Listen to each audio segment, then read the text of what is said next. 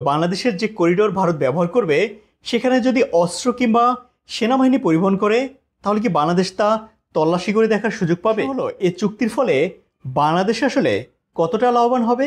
দর কষাকষির ব্যাপক সুযোগ ছিল, কিন্তু আমরা সে সুযোগও কাজে লাগাইনি। বাংলাদেশ ভারতকে পুরো দেশ ব্যবহারের অনুমতি দিয়ে দিল।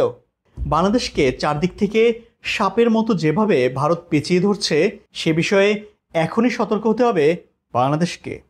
বাংলাবান্ধা স্থলবন্দর থেকে নেপালের দূরত্ব মাত্র 61 কিলোমিটার আর ভুটানের দূরত্ব 68 কিলোমিটার এবং চীন সীমান্ত 200 কিলোমিটার দূরেই। বাংলাদেশ থেকে এই তিনটি দেশের দূরত্ব খুব কাছে হলেও সড়কপথে এসব দেশে যেতে হলে ভারতের মধ্য দিয়ে যেতে হবে। পণ্য পরিবহনে নেপাল, ভুটান বা চীনের সাথে বাংলাদেশের সড়কপথে যোগাযোগের একমাত্র বাধা ভারত।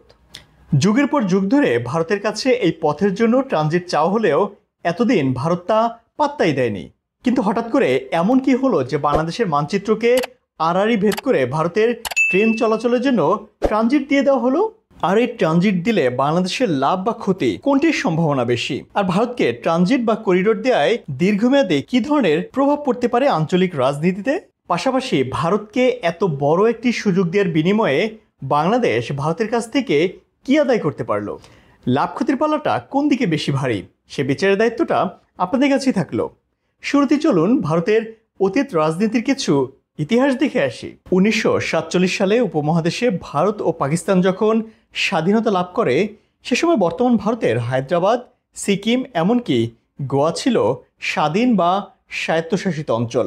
47 সালে ভারত স্বাধীন হওয়ার পরে হায়দ্রাবাদ সিদ্ধান্ত নেয় তারা ভারতীয় ইউনিয়নে যোগ না দিয়ে তারা স্বতন্ত্র একটি দেশ হিসেবেই থাকবে। কিন্তু ভারতীয় রাজনীতিবিদরা এই বিষয়টিকে মোটেও ভালো চোখে দেখেনি, কারণ হায়দ্রাবাদের অবস্থান ছিল ভারতের পেটের ভেতর। স্বাধীন হায়দ্রাবাদকে ভারতের পেটের ক্যান্সার হিসেবে চিহ্নিত করা হয়। সে সময় হায়দ্রাবাদ ছিল ভারতীয় অঞ্চলের মধ্যে সবথেকে উন্নত ও আধুনিক অঞ্চল। সে সময় হায়দ্রাবাদে পৃথক ব্যাংকিং, ডাক ব্যবস্থা এমনকি নিজস্ব সেনাবাহিনীও ছিল।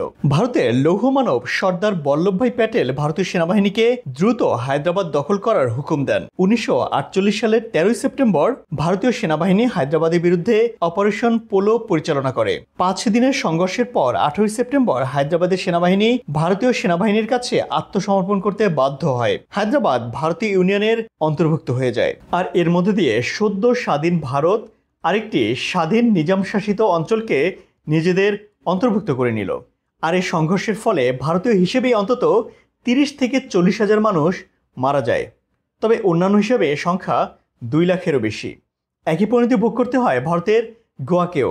তবে গোয়া হায়দ্রাবাদের মতো সম্পূর্ণ স্বাধীন অঞ্চল ছিল না, এটি ছিল পর্তুগিজদের শাসনাধীন একটি অঞ্চল।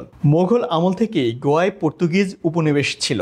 ভারতের স্বাধীনতার সময় এটি যেহেতু ভারতের কোনো রাজ্য ছিল না, তাই এটিকে অন্তর্ভুক্ত করার কোনো অধিকারও ভারতের ছিল না। কিন্তু ভারতীয় রাজনীতিবিদরা সে সময় ভারতের অংশকে বাইরের কোনো উপনিবেশিক শক্তির অংশীদারিত্ব দিতে চাইছিল না। এই কারণে ভারতীয় সেনাবাহিনী 1961 সালের 18 সেপ্টেম্বর গোয়াতে প্রবেশ করে। স্থল, নৌ এবং আকাশপথে একযোগে হামলা চালানো হয়। মাত্র 2 দিনের মাথায় ভারতীয় সেনাবাহিনী গোয়া দখল করে নেয়। পর্তুগিজ বাহিনী নিঃশর্ত আত্মসমর্পণের মাধ্যমে গোয়া অভিযান সমাপ্ত হয়। সেখানেও হাজার হাজার মানুষের মৃত্যুর বিনিময়ে গোয়া ভারতের অংশ হয়ে যায়। এবার আসা যাক সিকিম দখল প্রসঙ্গে। ভারতের ইতিহাসে সিকিম অন্তর্ভুক্তির এই বিষয়টি সব থেকে আলোচিত ও সমালোচিত বিষয়। নানা নাটকীয়তা আর রয়ের ষড়যন্ত্রের মধ্য দিয়ে স্বাধীন সিকিমকেও দখল করে নেয় ভারত। সে বিষয়ে বিস্তারিত আজ যাচ্ছি না, আপনাদের আগ্রহ থাকলে কমেন্ট করে জানাতে পারেন। এরকম আলাদা দেশ দখল করা ছাড়াও লাদাখ কিংবা আন্দামান নিকোবর দ্বীপপুঞ্জের মতো বিভিন্ন দ্বীপ দখলের ঘটনার অসংখ্য উদাহরণ রয়েছে ভারতের ঝুলিতে। নিশ্চয়ই প্রশ্ন আসছে এই ঘটনাগুলো আজকের আলোচনার সঙ্গে কতখানি প্রাসঙ্গিক। ভারতীয় রাজনীতিবিদদের বাংলাদেশ নিয়ে মনোভাব আর তাদের কর্মকাণ্ডই বাংলাদেশের অস্তিত্ব নিয়ে ভাবার অবকাশ তৈরি করছে। ভারতের মতো অ্যাগ্রেসিভ একটি দেশের প্রতিবেশী হিসেবে স্বাধীন সার্বভৌমত্ব বাংলাদেশ রাষ্ট্রের ঝুঁকি কতখানি, চলুন তার হিসেব মিলিয়ে দেখি। যেখানে বাংলাদেশ থেকে নেপাল, ভুটানে পণ্য আমদানি রফতানির জন্য ভারতের কাছে মাত্র 25 থেকে 30 কিলোমিটার রাস্তার ট্রানজিট সুবিধা পায় না, আর সেখানে বাংলাদেশ ভারতকে পুরো দেশ ব্যবহারের অনুমতি দিয়ে দিল। আর এ চুক্তির আওতায় বাংলাদেশকে ভারতীয় রেলের করিডোর হিসেবে ব্যবহার করে ভারতীয় রেল 12টি রুট দিয়ে চলাচল করবে। গুগল ম্যাপের তথ্য অনুযায়ী বর্তমানে কলকাতা থেকে ভারতের ভূখণ্ড ব্যবহার করে চিকেন নেক করিডোর হয়ে আগরতলা পর্যন্ত রেলপথের দূরত্ব প্রায় 1600 কিলোমিটার। এটি পাড়ি দিতে সময় লাগে 31 থেকে 36 ঘন্টা। এটি বাংলাদেশের ভেতর দিয়ে ঢাকা হয়ে পাড়ি দিলে দূরত্ব কমে দাঁড়াবে প্রায় 500 থেকে 550 কিলোমিটারে। পাড়ি দিতে সময় লাগবে মাত্র 11 থেকে 12 ঘন্টা। বাংলাদেশের ভূমি ব্যবহার করে ভারতের কলকাতা থেকে 7 সিস্টার্স খ্যাত 7 রাজ্যের 12টি রুটে পণ্য ও যাত্রী চলাচলের সুবিধা পাবে ভারত। প্রশ্ন হলো, বাংলাদেশের যে করিডোর ভারত ব্যবহার করবে সেখানে যদি অস্ত্র কিংবা সেনাবাহিনী পরিবহন করে, তাহলে কি বাংলাদেশ তা তল্লাশি করে দেখার সুযোগ পাবে? বাংলাদেশের ভেতর দিয়ে ভারত এখন 7 সিস্টার্সের রাস্তা করতে চায়। সেখানে ভারত যে তার সামরিক সক্ষমতা বাড়াবে এটা একদম নিশ্চিত করেই বলা যায়। নিজেদের সীমান্তে ভারতীয় সামরিক বাহিনীর এতটা উপস্থিতি কোনোভাবেই মেনে নেবে না চীন। তাহলে নিজেদের উজাড় করে দিয়ে ভারতকে যে সহযোগিতা করা হচ্ছে তার ফলে চীনের সঙ্গে বাংলাদেশের সম্পর্ক নষ্ট হবে, এটা প্রায় শতভাগ নিশ্চিত। তাহলে প্রশ্ন হলো, এই চুক্তির ফলে বাংলাদেশ আসলে কতটা লাভবান হবে? একটি দেশের ট্রেন যখন বাংলাদেশে ঢুকবে তখন কিন্তু অপারেশনাল ডিসরাপশন তৈরি হবে। এছাড়া নিরাপত্তার জন্য খরচ তো আছেই। প্রতি বছর বাংলাদেশের অবকাঠামো অপচয় কত হবে সেটিও হিসাব করা প্রয়োজন। ভারত যে সুবিধা পাবে তা যেন বাংলাদেশ, নেপাল ও ভুটানও সমানভাবে পায়, বিষয়টিও শতভাগ নিশ্চিত করতে হবে। প্যাসেঞ্জার বা কার্গো রেল চলাচলে আমাদের হিস্সা কি হবে তা এখনো কিন্তু ক্লিয়ার না। কারণ আমরা দেখেছি ভারতকে নৌবন্দর আর সমুদ্র বন্দর ব্যবহার করতে দিয়েও আমরা আমাদের ন্যায্য হিস্সা পাইনি। এর আগে ভারতের সঙ্গে নৌ চুক্তি করার সময় বলা হয়েছিল প্রতি বছর বাংলাদেশ অন্তত $25 মিলিয়ন আয় করবে। চুক্তির পরে বাংলাদেশ আসলে কত মিলিয়ন ডলার আয় করেছে তা আমরা সবাই জানি।